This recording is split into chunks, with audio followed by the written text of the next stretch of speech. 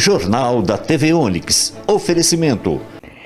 Casa Brasil, móveis e decoração que diz muito sobre você. Seja a Cisc e amplie seus negócios. A Cisc, parceira do empresário, amiga do consumidor.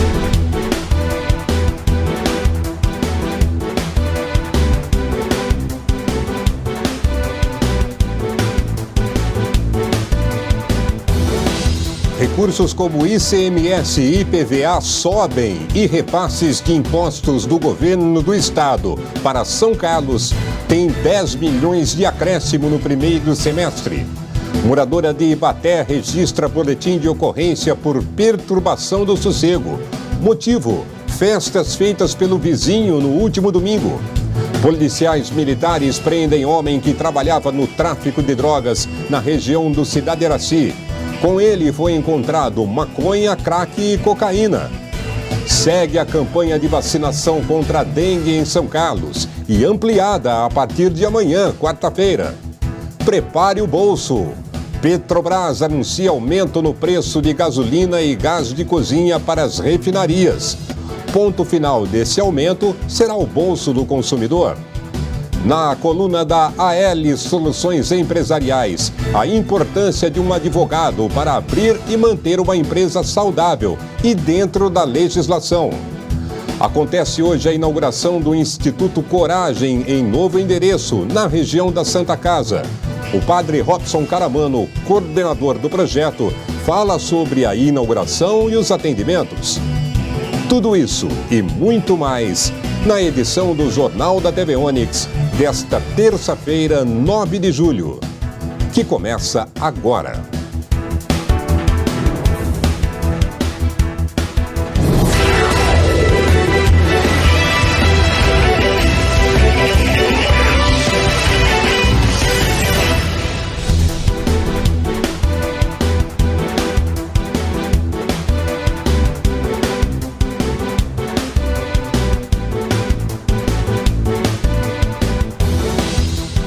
Olá! Uma moradora do bairro Jardim Mariana, em Ibaté, registrou o boletim de ocorrência por perturbação do sossego. O motivo são festas promovidas por um vizinho no último fim de semana. Uma moradora de 37 anos do Jardim Mariana, em Ibaté, registrou um boletim de ocorrência no último domingo reclamando das festas ocorridas no vizinho. Segundo o relato dela, os eventos ocorrem aos finais de semana com som alto e pessoas drogadas e embriagadas. Ela afirma que a mãe, que mora com ela, é uma senhora que toma medicamentos e não consegue dormir. A mulher conta ainda que já pediu para que diminuíssem o barulho, mas não foi atendida. O caso foi registrado como perturbação de sossego. Prepare mais uma vez o seu bolso. A Petrobras anunciou aumento de preço nas refinarias, nos produtos gasolina e gás de cozinha. A Petrobras vai aumentar em 20 centavos o preço da gasolina a partir de hoje, terça-feira. O reajuste de 7,12% valerá para a gasolina tipo A, sem etanol, nas distribuidoras. Atualmente, o preço médio da gasolina em São Carlos é de R$ 5,48, segundo a Agência Nacional do Petróleo, Gás Natural e Biocombustíveis, a ANP. Com o impacto estimado pela estatal de 15 centavos, o preço médio na cidade passaria dos R$ 5,60. O aumento real, contudo, depende da estratégia de vendas de cada distribuidora, assim como o custo de transporte e margens de lucro. O reajuste é o primeiro no país neste ano. O último reajuste foi em 21 de outubro do ano passado, quando houve a redução de 4%. O preço do botijão de gás também terá aumento conforme a estatal. O vasilhame de 13 quilos terá 9,81% de acréscimo, o que impactará em R$ 3,10 no preço. Em São Carlos, a média de preços está em R$ 115,21, conforme o levantamento da ANP. Se aplicado integralmente, o reajuste elevaria o preço do gás a R$ 118,00 em média. A partir de amanhã, quarta-feira, São Carlos vai ampliar a faixa etária elegível para vacinação contra a dengue.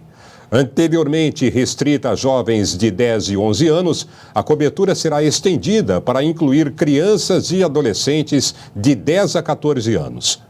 Em junho, o município de São Carlos recebeu 3.596 doses do imunizante Qdenga. Porém, até o momento, foram aplicadas somente 480 doses da vacina. O esquema vacinal recomendado corresponde à administração de 2 doses, com intervalo de 3 meses entre as doses. Se a criança ou adolescente contrair dengue, o imunizante só pode ser aplicado após 6 meses. Caso a contaminação pela doença tenha acontecido no intervalo das doses, deve ser mantida a data prevista para a segunda dose, desde que haja um intervalo de 30 dias entre a infecção e a segunda dose. Com a ampliação da faixa etária, a meta é vacinar 14.344 crianças e adolescentes em São Carlos. A vacinação na cidade ocorre nas unidades básicas de saúde e unidades de saúde da família, com exceção da Unidade Básica de Saúde da Vila São José e da USF Cidade Araci, equipe 2, que passam por reforma. O horário é de segunda a sexta-feira, das 7h30 da manhã às 4h30 da tarde. Para receber a vacina, basta levar um documento oficial com foto e a caderneta de vacinação. Boa notícia para as finanças de São Carlos. Repasses de verbas do Estado referente a impostos aumentaram 10 milhões no primeiro semestre do ano. Os repasses obrigatórios do governo do estado para São Carlos cresceram 6,4% no primeiro semestre deste ano, na comparação com o mesmo período do ano passado. A prefeitura recebeu em verbas de impostos estaduais e partilhas federais 178,4 milhões de reais até junho, 10,7 milhões a mais do que nos 6 primeiros meses do ano passado. Os dados são da Secretaria de Estado da Fazenda. O carro-chefe dos repasses continua sendo o Imposto sobre a Circulação de Mercadorias e Serviços, o ICMS, com 100,5 milhões de reais em depósitos no semestre. Na comparação com a época semelhante de 2023, o crescimento foi de 8,1%, ou seja, 7,5 milhões de reais a mais nos repasses. O governo do estado repassa aos municípios 25% do total arrecadado em ICMS. A divisão dos recursos obedece o índice de participações deles. Segundo o imposto com mais destinação a São Carlos, o IPVA somou 77 milhões de reais em depósito para o município, uma alta de 4,26% ante 2023. São 3,1 milhões de reais em depósito. A divisão do imposto é meio a meio entre Estado e Prefeitura. Com menor participação, o Fundo de Exportação do Imposto sobre Produtos Industrializados teve crescimento de 29,3% nos 6 primeiros meses deste ano, para R$ 698 mil depositados para São Carlos. Já os royalties do petróleo tiveram queda de 26,9% no semestre para R$ 231,3 mil, uma redução de R$ 85,3 mil frente aos dados do ano passado. Os recursos utilizados pelo município são de uso livre, tendo em consideração os mínimos constitucionais a serem aplicados na educação e saúde, segundo o governo do estado. Terça-feira é dia da coluna AL Soluções, sempre com uma dica útil para o empresário. Colaboradores da AL Soluções Empresariais trazem informações importantes para a sua empresa. Hoje, o advogado Marco Leandro fala como é importante manter o trabalho jurídico para a saúde da empresa.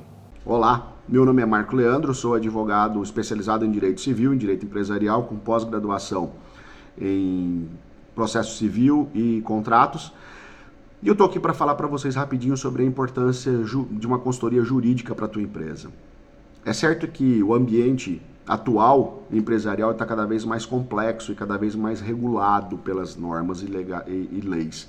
Então a consultoria jurídica, a presença de um advogado, ele se tornou uma ferramenta indispensável e essencial para a sobrevivência da tua empresa e também o sucesso dela. A presença de um advogado, um consultor jurídico alinhado com um assessor, uma assessoria contábil, ela vai proporcionar uma série de benefícios para a tua empresa, principalmente na proteção e na promoção dos interesses dela. Não há tempo para falar muito sobre esse tema, mas eu quero citar para vocês 6 tópicos, 6 itens em que uma consultoria jurídica pode ajudar a tua empresa. Por exemplo, na conformidade legal e regulatória, na mitigação de riscos, resolução de conflito, planejamento estratégico, proteção da propriedade intelectual da tua empresa e também economia de tempo e de recursos em demandas judiciais.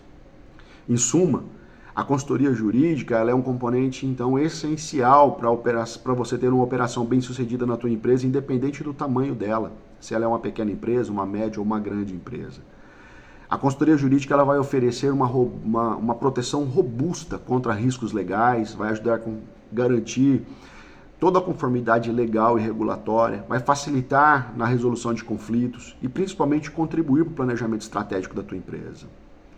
Quando você investe numa consultoria jurídica, quando você contrata um profissional para acompanhar toda a cadeia produtiva, todo o processo produtivo da tua empresa, o consultor jurídico ele pode operar e a tua empresa pode operar com mais confiança e segurança, dedicando tempo para esse setor, para a cadeia produtiva da tua empresa, sabendo que ela vai estar mais protegida contra possíveis riscos e desafios legais. Por isso, a dica que eu deixo para vocês é que tenha sempre um consultor jurídico na tua empresa ou um advogado. Daqui a pouco no Jornal da TV Onix, Projeto Guri tem inscrições abertas para o 2º semestre. Instituto Coragem inaugura sua nova sede de assistência hoje à noite e tem a previsão do tempo para esta quarta-feira. Aguarde aí, a gente volta já já.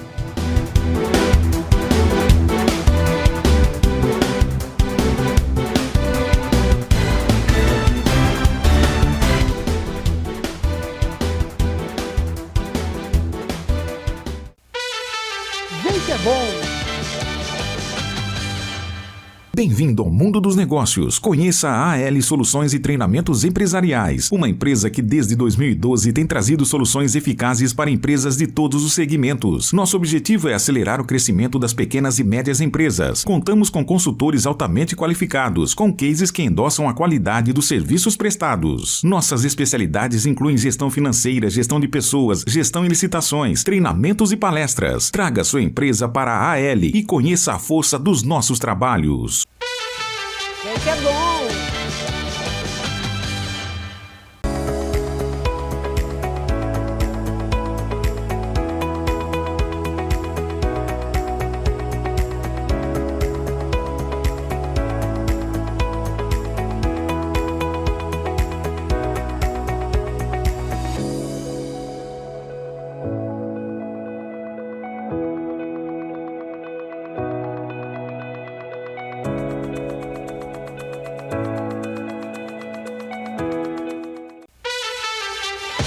Vem que é bom! Casa Brasil, móveis e decoração que diz muito sobre você. Venha conferir de perto as melhores opções de peças assinadas, mobiliário e decoração de São Carlos e região. E além disso, conte com a consultoria personalizada de Marcos Pila. Casa Brasil, Avenida Miguel Petroni, número 2426. Venha nos conhecer. A Pitti Contabilidade tem uma equipe preparada para oferecer às suas empresas as melhores soluções. Vença os desafios do dia a dia com a Pitti Contabilidade. 3371-2022.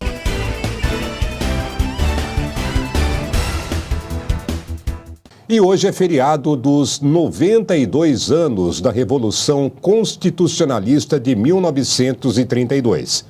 Movimento liderado pelos paulistas que pediam a elaboração de uma nova Constituição no governo ditatorial de Getúlio Vargas.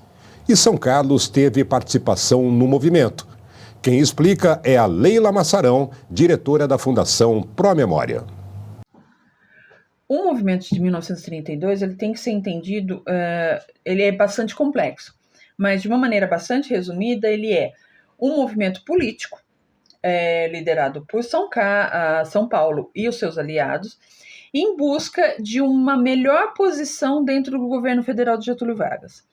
Eles vão se usar da bandeira constitucionalista, né, a ideia de ter uma Constituição, para pressionar o governo para, na verdade, abrir espaços para as lideranças paulistas e de seus aliados, que naquele momento é Minas, Mato Grosso e o sul do Brasil, de espaços dentro do governo federal.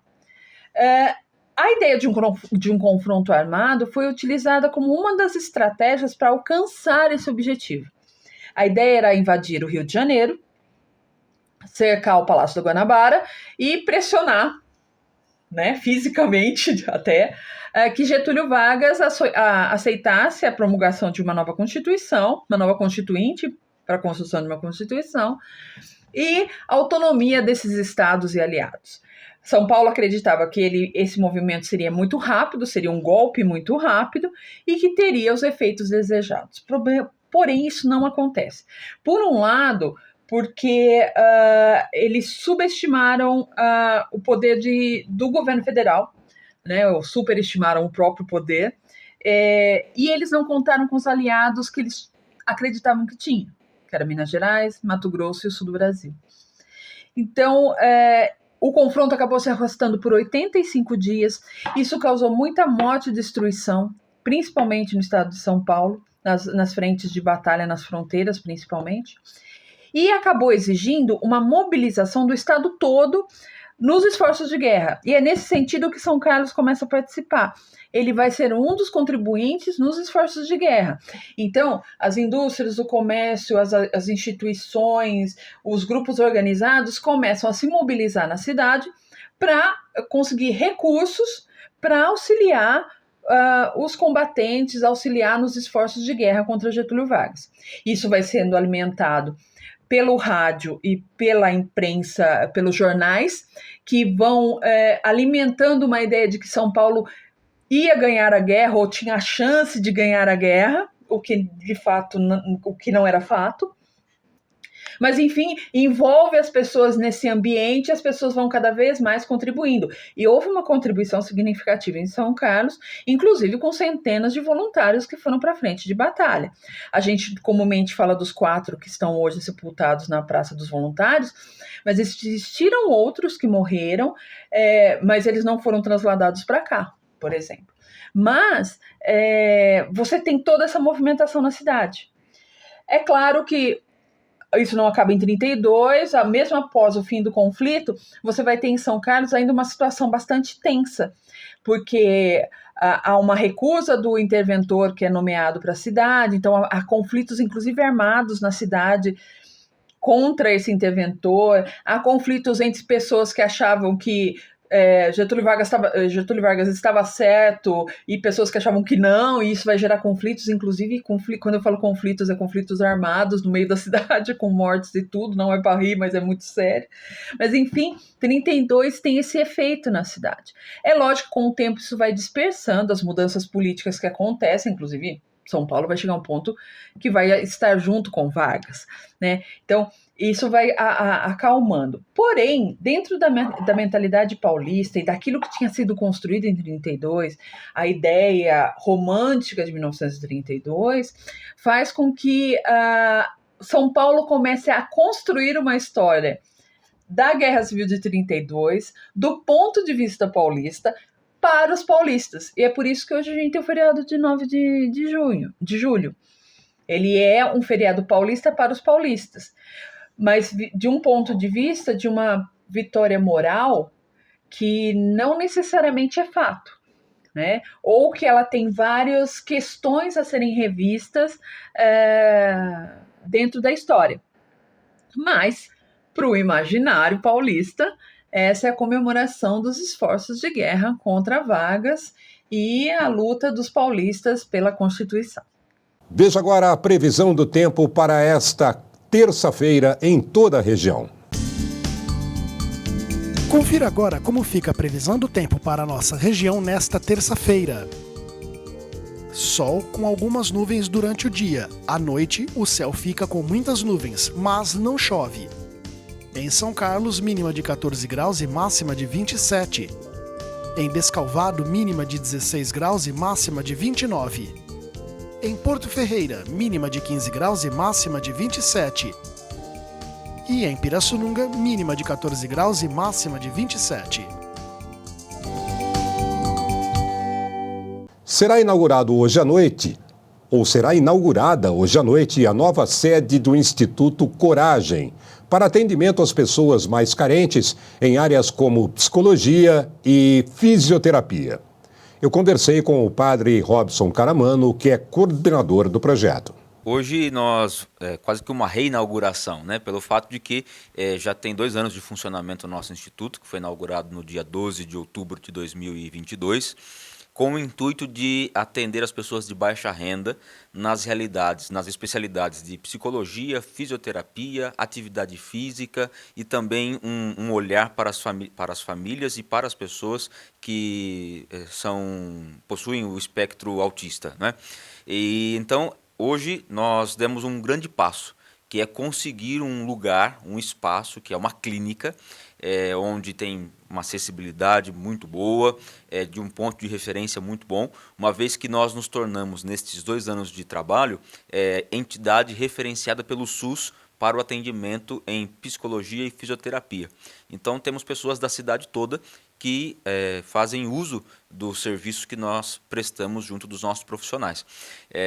Então hoje nós estamos inaugurando esse espaço, que é essa clínica, bem próximo à Santa Casa aqui da cidade de São Carlos, um lugar central de referência com acessibilidade para que as pessoas possam ser melhor atendidas. Funcionamento anterior, padre Robson, era ali próximo à igreja de São Nicolau, não é isso? Era uma casa na frente da igreja da paróquia São Nicolau, onde essa casa nós fazíamos atendimento de psicologia, e o espaço da fisioterapia era dentro do espaço da igreja, né? Agora a gente ganha um espaço integrado com salas multidisciplinares e multifuncionais para poder atender um maior público. Contar um pouquinho da história do Instituto, como a paróquia, como você mesmo enxergou a necessidade de ter uma casa, um atendimento especializado para essas pessoas? Eu comecei a perceber que as pessoas vinham com demandas que elas não eram estritamente espirituais, né, mas elas eram muito ligadas a uma questão de comportamento, de poderem se enxergar novamente, de autoestima, né? Pessoas, no caso da fisioterapia, assim, travadas, mas não eram travadas só no corpo, sentiam travadas na vida, né? Então foi quando começaram-se a chegar profissionais que desejavam fazer um trabalho voluntário.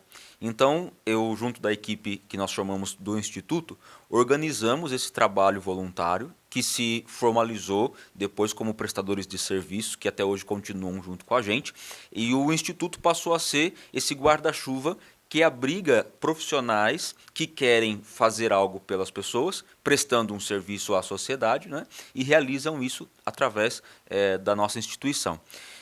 Assim começou, deu muito certo, porque um dos objetivos também era popularizar a ideia da psicologia, da fisioterapia, do autocuidado, do autoconhecimento, porque as pessoas ainda hoje têm muito preconceito em relação a isso, né? Então, atualmente, nós estamos atendendo 250 pessoas por mês no nosso instituto. E isso prova e mostra o quanto as pessoas têm despertado para essa realidade do autocuidado, principalmente de cuidar da sua saúde emocional, psíquica, entendendo a si mesmo e o ser humano como um todo, não apenas como partes. Aí, padre, entra a questão religiosa também nesse tipo de atendimento, ou ele é estritamente técnico? Ele é estritamente técnico, embora o nosso principal público-alvo seja pessoas de baixa renda e pessoas que estão ligadas à comunidade também de alguma forma, né? Porque eu também vejo que os padres, colegas, amigos de missão, também sentem muita dificuldade às vezes não sabendo para onde direcionar essas pessoas e como apresentar a elas uma instituição onde elas possam se sentir à vontade para se colocarem, né? Eu percebia muito isso, por exemplo, eu mandava alguém, eu encaminhava alguém, dizia, olha, procura aqui tal psicólogo, etc. A pessoa ia e nem sempre ela conseguia transferir essa autoridade para o psicólogo, porque talvez ela não se sentia tão à vontade naquele espaço que era o espaço do psicólogo. Agora, mudou de cenário quando dizia, olha, nós temos um instituto que você pode ir lá e tal. Então as pessoas passaram a transferir essa autoridade para os profissionais e serem conduzidos por eles naquilo que refere às questões técnicas. E a questão religiosa, ela vai trabalhar, seja na comunidade católica, evangélica, enfim, tantas outras denominações religiosas, o Instituto não tem vínculo religioso, né? Ele tem um atendimento técnico, entendendo que a espiritualidade e a religiosidade, seja ela qual for, ela integra também o cuidado da pessoa e a ajuda nesse processo de autoconhecimento. É um entendimento novo que a igreja, em especial a Igreja Católica, tem, padre, da missão da igreja e do papel que ela desempenha na sociedade? Olha, eu vou dizer como uma frase de um filme que eu gosto muito, se chama O Trem da Vida, que contava um pouco da história dos que foram presos em Auschwitz, né? E dizia assim, eu estou fazendo a história. Então, alguém vai escrevê-la depois e vai poder te dar essa resposta. Mas, enquanto isso, eu estou fazendo. Eu acredito que talvez para a igreja seja. No sentido, não de ser orgulhoso, coisa desse tipo, mas assim, da gente entender aquilo que o Concílio Vaticano II, há mais de 60 anos atrás, pedia, né? A igreja dialogando com o mundo, e esse é o grande objetivo, de poder entender que eu não posso ser só padre sozinho, né, e dar conta de tudo. Eu tenho dentro da comunidade, dentro da sociedade civil, pessoas, profissionais que são grandes suportes para me ajudar no meu ministério e fortalecer as pessoas que estão dentro da comunidade, né? Porque é aquilo que eu dizia, não é apenas o aspecto religioso, mas é também esse aspecto social, civil, então de comportamento pessoal, que a pessoa que vai além dos muros da instituição, né? O Jornal da TV Onix volta amanhã, meio-dia. Boa tarde para você e até lá.